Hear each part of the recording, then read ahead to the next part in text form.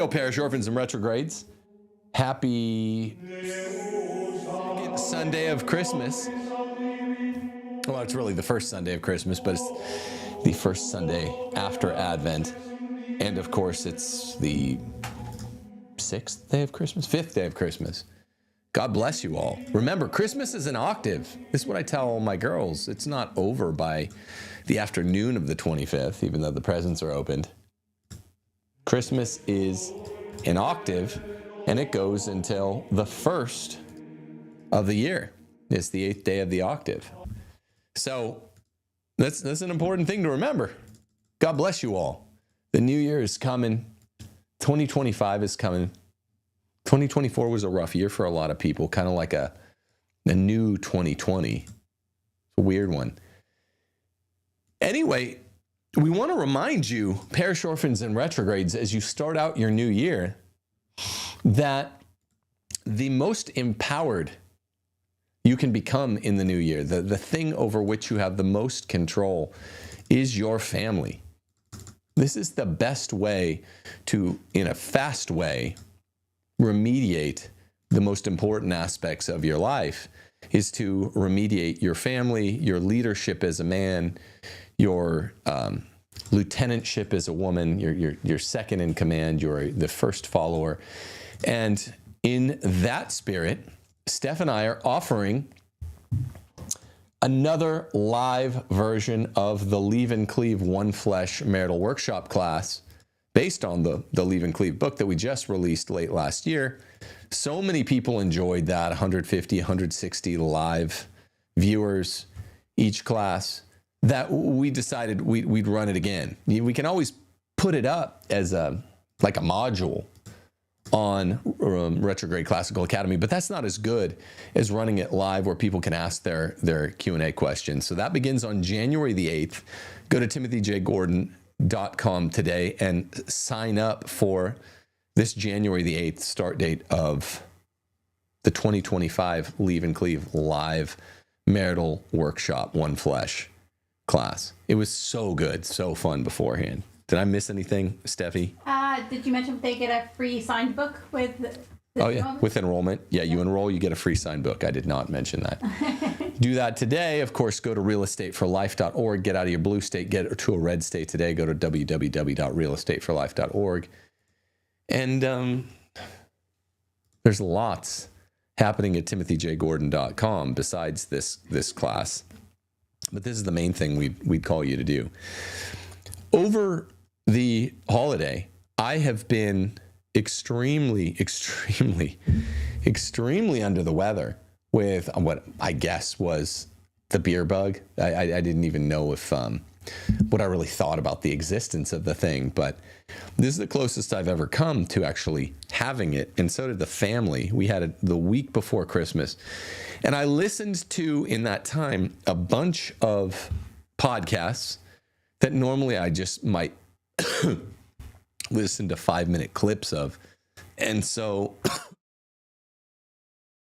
yeah, here it goes. Here it starts. Here we go. Here it begins.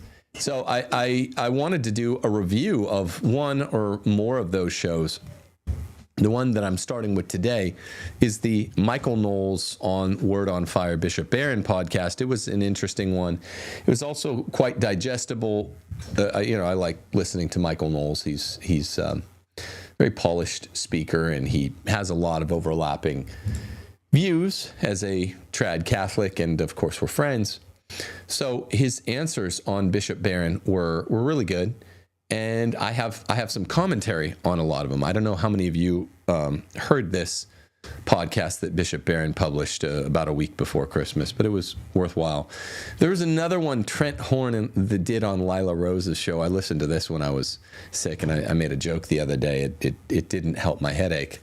Both of them were saying things about, I guess it was anti-Semitism, Christian anti-Semitism, that I thought were really missed the mark. But I didn't know if I wanted to do a full-scale response after having heard it. Sometimes when you want to do a commentary, you go and you listen to the given subject matter, and you're like, definitely I want to do it. And then other times you're like, I don't even know why, but I don't want to. the obvious reason that would crop up is, well, there's nothing to really respond to. They said things I all agreed with. But sometimes, as in the case of the Horn Rose thing, they're still saying stuff that predictably I knew I would disagree with, but there wasn't enough specifics or something. I don't know. Maybe I'll end up getting around to it. But I'll say this as a preliminary thought. When Michael Knowles was interviewed by Bishop Barron, there's enough. I mean, they're talking about pretty much stuff that I'm very interested in, Catholic Republic type stuff. And a couple times I thought Knowles was going to mention the book because he used to be a big, big fan. And they were talking about such things as liberalism's origins, which is a big, big topic nowadays, and Catholicism. Where does it fit with so-called classical liberalism, post-liberalism? I say it fits with neither, and why or why not? And they made mention of the Regensburg Address, which is, I think a very big, important document, most important document of Benedict's pontificate, and its real role is the centrality of Aristotelianism to the West. And people kind of miss that a lot.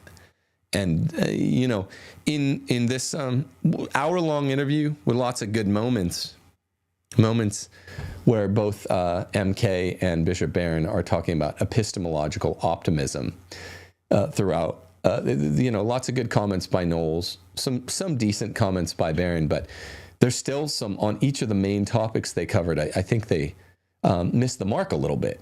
And so I'll say exactly how I think they did. But overall, it's a decent interview you should go listen to. And I like Knowles a lot. I have my disagreements with Barron.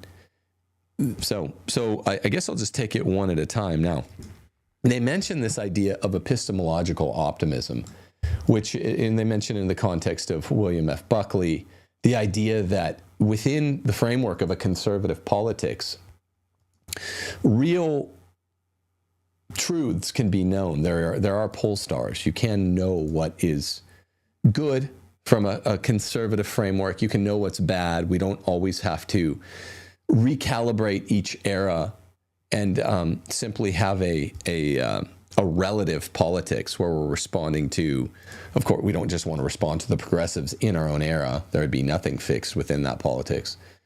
And that is what real conservatism should stand for.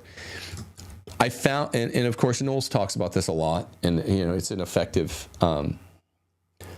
he's effectively made it a fixture of the things he cares about and the things he talks about on his show, and I think he's done so in a very cogent way. I'll say this, though, as regards being a Roman Catholic, liberalism, post-liberalism, classical liberalism, and where Catholics are supposed to come out with regard to post-liberalism and classical liberalism, folks run from epistemological optimism. And they have since, for the last 6-7 years, since the post-liberals came out and kind of scared everyone. So I want to talk about this a little bit. Epistemological optimism, in the terms of Knowles and Barron and William F. Buckley, just means, you can know things.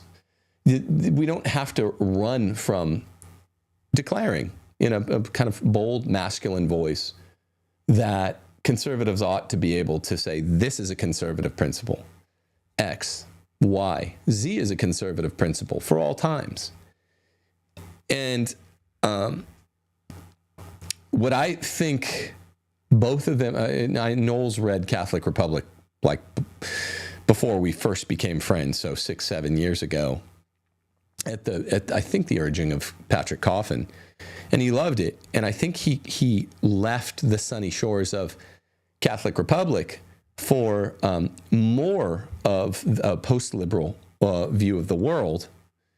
And I've never identified as a classical liberal. Of course I wouldn't. I'm against classical liberalism and post-liberalism. And so I think that his view ends up being, he and Barron together are saying, well, I'm somewhere between a classical liberal and a post-liberal. And they, I think, end up trading in their stars as epistemological optimists, insofar as they felt like, well, I don't know what we can really identify as the correct view with regard to liberalism. Now, here's something important. If you don't care about this debate, it begins like this. Is liberty a good thing? Catholics always have to say yes, but we have to define liberty correctly. Liberty means an ordered freedom, the right to pursue the good. It's not an unordered freedom, meaning that's license. Liberty, freedom for its own sake. That's way off, and we never affirm that.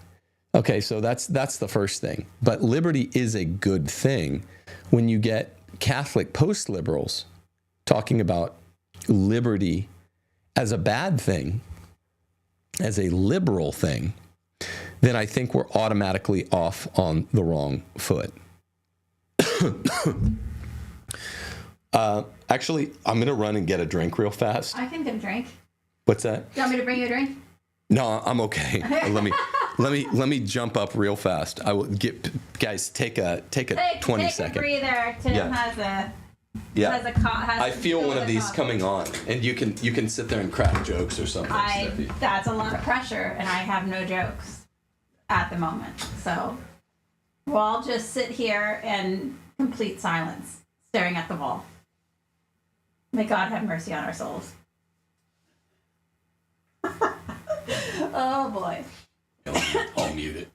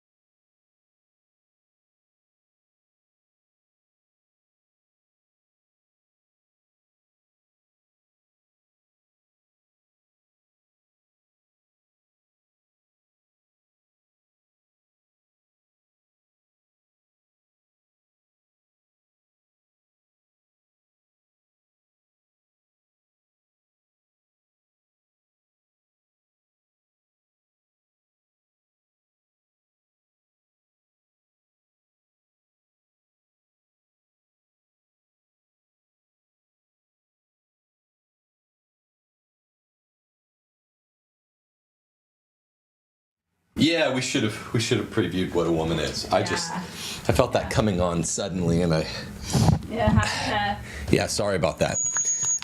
Okay, so I would say this about liberalism and Catholicism. The classical liberals are the folks, and Knowles and Barron were quick to identify this, the folks that ceded too much to the inherent goodness of freedom, unspecified, whether we're talking about an ordered freedom or a non-ordered freedom.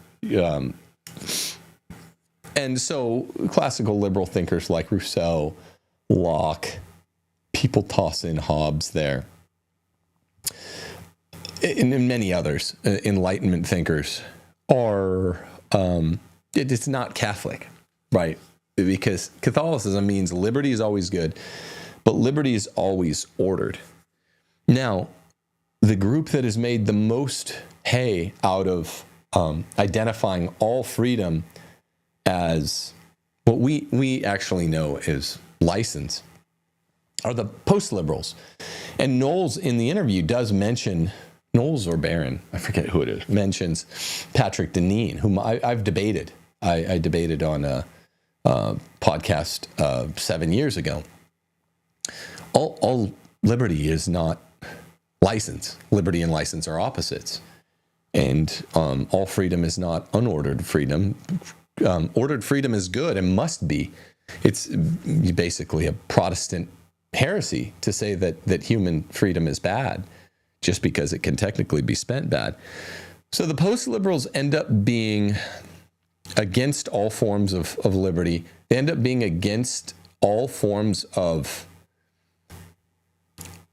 any form of limited government, really. They say big government is good, And it's the really Catholic way of viewing the world.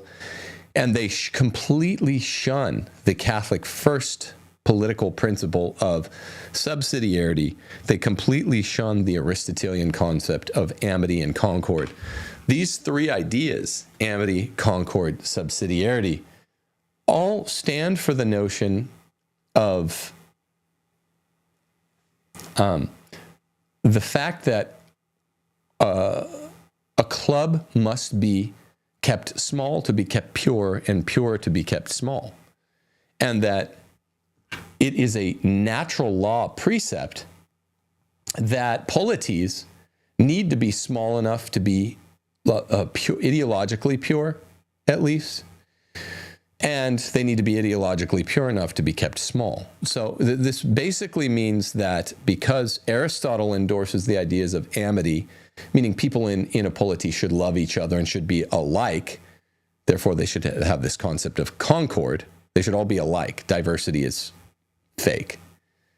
Diversity is fake. It's not a principle of good polities. It's a principle of corrupted, evil political governance.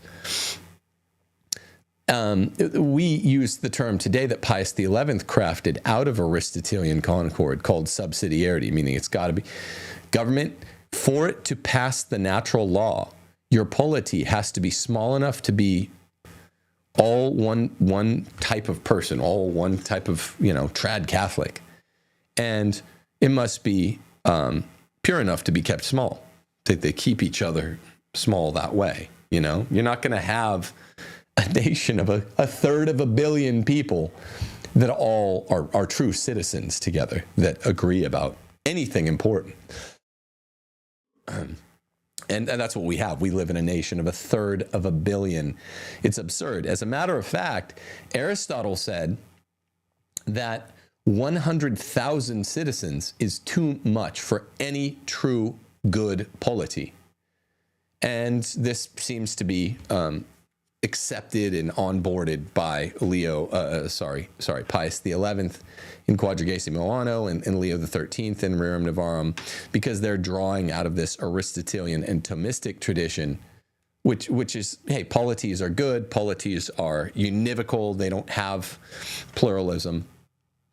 So what I'm saying is both classical liberals and post-liberals, the post-liberals who say they're the true antithesis of liberals, and they'll never define what liberalism is, aside from the fact that they vaguely identify all of liberty with all kinds of freedom, ordered and disordered, which is wrong. They both do something that is a no-no from a Catholic position. Both of these are positions that a Catholic, they're political economies that Catholics must reject, both classical liberalism and post-liberalism. They want large, pluralistic republics that usually relate to one another by a system called virtual representation. You're represented virtually in the Congress, even though you're really not. Instead of having a polity that's small and natural enough, the way Aristotle and St. Thomas wanted, it's small enough to be like, hey, you could show up at town meetings if it's a republic polity, if it's an aristocracy, just one of the leaders, the few leaders will, or if it's a monarchy. They're all kind of polities in the sense of they should all be small, and they should all truly represent you, not merely virtually represent you. That's the most you can do when your polity is like America, basically a half a hemisphere large and a third of a billion people large. This is absurd, because what a res publica is a political self-identification whereupon the people are truly sovereign because they all have grabbed onto one thing, one res publica that they all believe in, and there's no diversity between them on these grounds, and they're ideologically very pure. And therefore, because if you're going to be ideologically pure, there can't be many people like you. It's got to be a small grouping. And you kind of have to know, or at least be capable of knowing everyone in your polity as well. which is why Aristotle says even 100,000 any given American city is too large to be a true polity. Well, this is liberalism. Contrary to what the post-liberals say, they love huge government and huge geographical regions, and they hate amity and concord and subsidiarity. And they'll conveniently never identify what actually is liberalism. This is the answer. And it's something I'd love for both Barron and Knowles to hear and understand. Under the auspices of epistemological optimism, you can know what liberalism's beating heart truly is, and therefore what we ought to reject as Catholics who reject liberalism. It is this liberal rejection itself of amity, concord, subsidiarity, or the idea of large geographic land masses which govern diverse people that are somehow still citizens of a res publica, even though they might be Muslim, secular, Jewish, Catholic, different kinds of Catholic. The true classical Aristotelian political theory from Aristotle through Montesquieu. Montesquieu was educated in Aristotelianism, even though he's a lapsed Catholic. It has one voice. Republics, polities, good political economies must be small and pure, no largeness, and no, what would you say? Pluralism, no diversity. They all say that for 2,000 years. And now you have this big debate raging on, and no one will say it. There's no part. You get people defending classical liberalism, defending it. You get the post-liberals who claim that they're the antithesis of it, and they're all agreeing that America, this basically half of a hemisphere-sized, it's globalism, is really good. No one's challenging that. America, which has zero subsidiarity, which has killed its states' rights, which has killed government by localism, which, remember, Pius XI said is a natural law principle, meaning it is a grave injustice, it is a mass evil to violate subsidiarity, to take a local power and to give it to a federal authority that governs from 5,000 miles away, the way Washington, D.C. is 5,000 miles away from Honolulu. That's absurd. That's a globe away. So I'm an epistemological optimist on this score. You really can know what's evil about liberalism. Neither side, the classical liberal defenders or the post-liberal attackers of classical liberalism, have identified what's evil in liberalism. Many of them identify as Catholics. None of them have a Catholic worldview that's consistent with with Aristotle, number one, Thomas, number two, or number three, the social encyclicals following upon Rerum Novarum, which would be Rerum Quadragesimo Anno, at least Centesimus Annus. There are others besides those three, but the social encyclicals of the last 125 years or so are very clear, as is St. Thomas, as is Aristotle, and Aristotle makes it very explicit in the Politics. It is not a polity, a res publica, a good, healthy, well-ordered government, if you have even 100,000 citizens. And no one will touch this. This is the beating heart of liberalism, the idea of folks wanting to have huge political economies, and I don't understand why. There should just be a bunch of little countries in the Aristo tradition. So they didn't touch this. I make it very clear in Catholic Republic, which Knowles love. I don't know why people won't. They refuse to get on this topic as even to enumerate it as one of the this is an outlier extreme point of view. The point of view that America, 50 states America, should be, even each of the 50 states in America is easily too large to count as a true polity, judging by the standards of the Roman Catholic Church, Aristotle, St. Thomas, and the popes who have written on it. I'm an epistemological optimist, so I have to say that, even though people will not count the argument the way it deserves to be counted. So that's the first thing. I just want this to get into the conversation. It's the real and true position. The roots of liberalism are those guys now basically calling themselves post-liberals, together with classical liberals, who killed local government, subsidiarity, amity, concord, and the Aristotelian ideas of politics. There's another related topic here, and it's Catholicism versus post-liberalism, classical liberalism, on the person of John Locke. And this is one that's probably a legitimate oversight. Folks just don't know about this. But I did a tweet yesterday to this point. Everyone's afraid to be every Catholic that you hear talking about political economy. Knowles and Barron, they take I think a sensible view in terms of a political economy here. They reject the extremes of the post-liberals. They say they're not classical liberals, but both of them were very friendly to the argument put forth in Catholic Republic that America's founding is far more, even though it's Protestants who did it, it's wired Catholic, it's peopled with Protestants, and therefore it ends up functioning secularly. But that Robert Bellarmine was being read by Jefferson, Juan de Mariana, the Salamancan, was being read by John Adams, and that basically subsidiarity and natural law, private property, the natural rights, were central to the Declaration. Also, virtue ethics is a must-have in the people, irrespective of the lawfare. You have to have a moral people first, who moral under the auspices of virtue ethics, Aristotelian virtue ethics. And some other aspects. Go reread Catholic Republic. Both of them had a really, I think, amenable attitude toward the argument I put forward in Catholic Republic.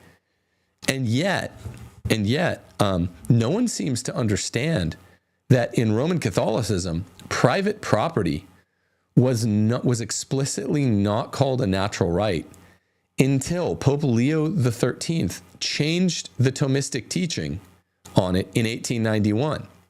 The Thomistic teaching was specifically that this is articulated several times in the Summa.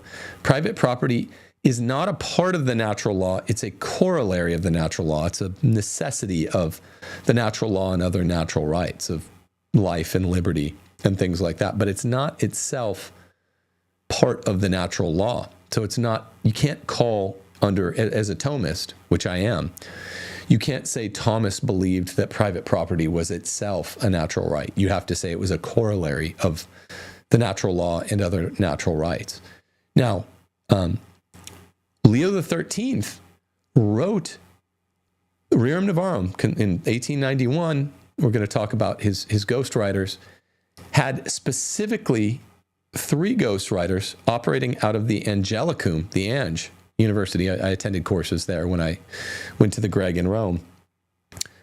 Luigi Tapparelli, Matteo Liberatore, and Tommaso Zigliara, who prepared Rerum Novarum for him, who all specifically adopted John Locke's view in the second treatise out of his 2 political treatises of the conversion of labor into private property. So if you're chopping wood, Locke said in the second treatise that that labor converts the tree you're chopping into wood into your ownership. If you make it into a house on the land, you can get a fee simple ownership.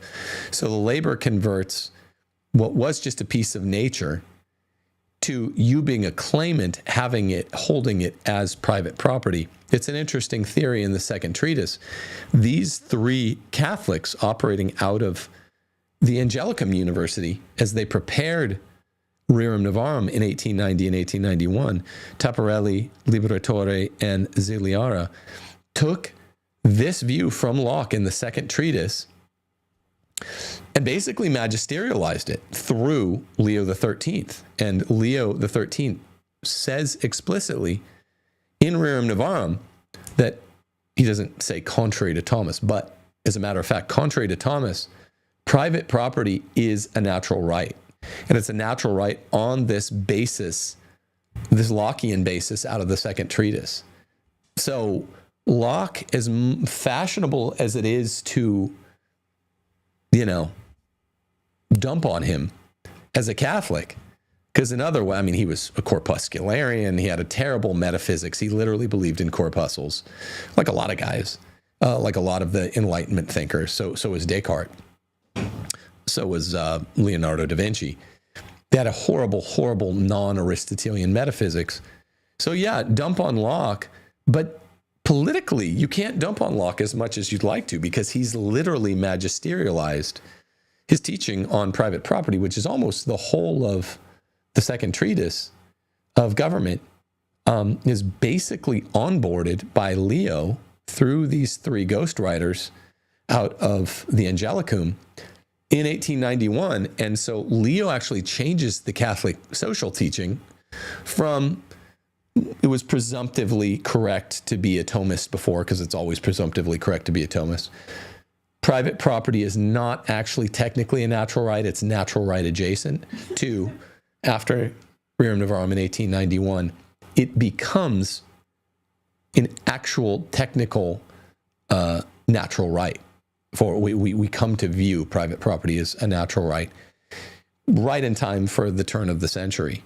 That is a grossly overlooked view. Very few people know it.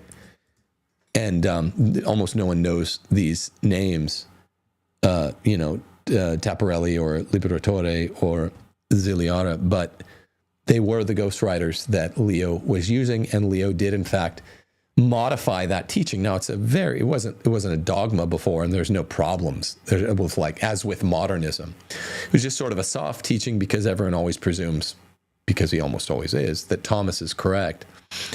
He massaged that Thomistic view and actually gives us a more amenable to private property Catholic view. So we're less anti-Locke than people like to talk about it now. Very trendy, very fashionable to say, oh, Locke is such a Whig, if you know Whig theory, such a WASP, such a sort of bad mashup of Enlightenment secular thought with Protestant early Reformation thought. In some ways, yes, that's how you can identify him as a corpuscularian. But in terms of his second treatise, it's actually kind of basically informative of our view of private property now as Catholics. Finally, good, interesting discussion by Michael Knowles and Bishop Barron on the Regensburg address.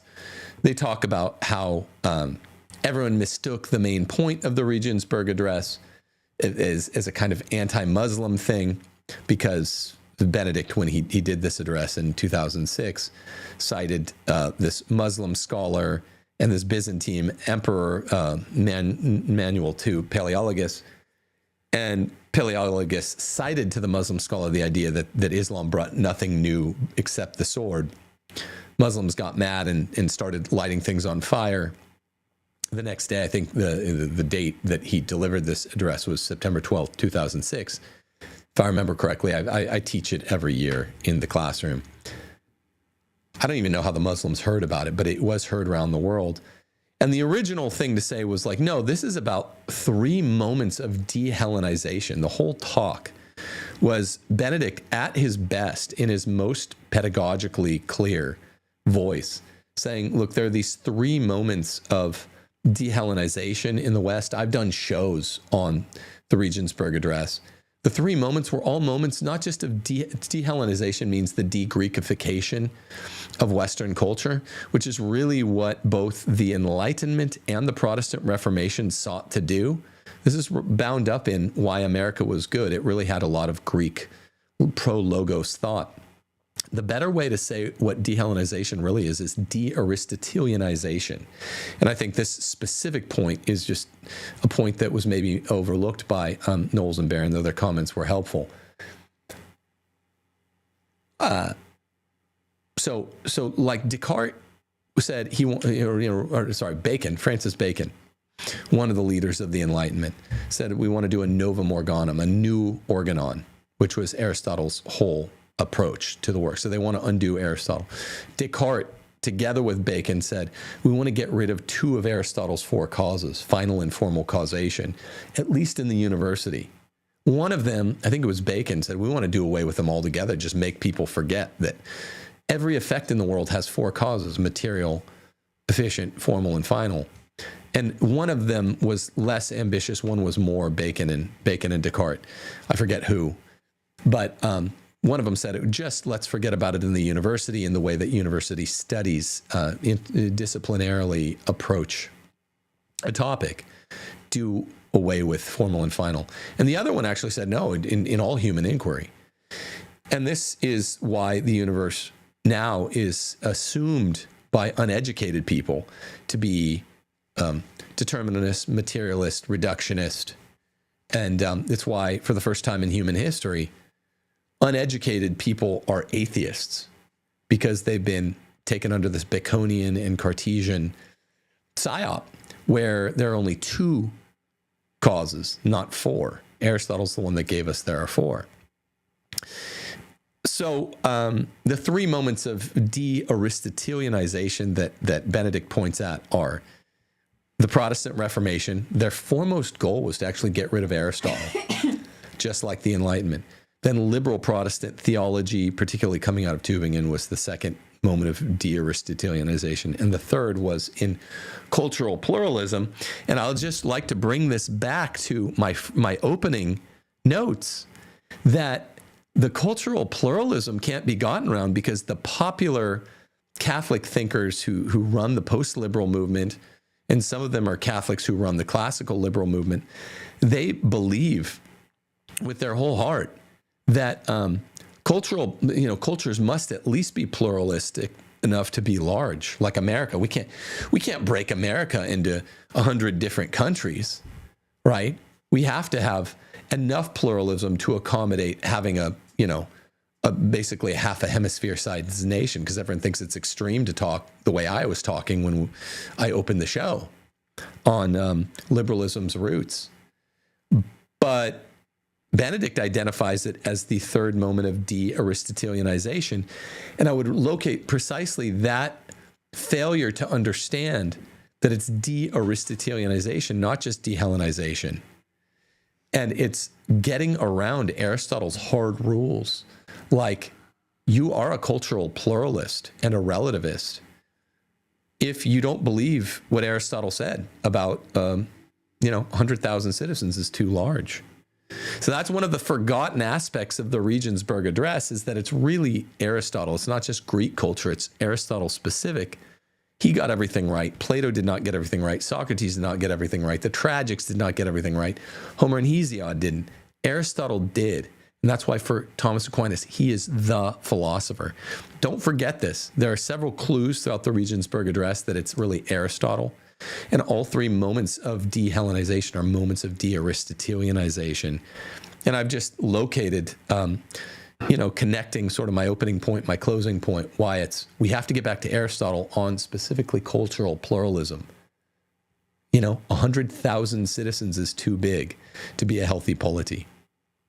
So Barron and Knowles' comments are otherwise, I think, great. I think you should go listen to it. But I just don't think, as much as I love Knowles, and I'm trying to stay positive with regard to Bishop Barron, I don't think they were epistemologically optimistic enough with regard to knowing what you really can know as a Catholic about the proper political economy. So there's a little bit of a teaching one today. Go listen to that video. Let me know what you think in the comments. God bless you all. Deus Vult. Happy Christmas.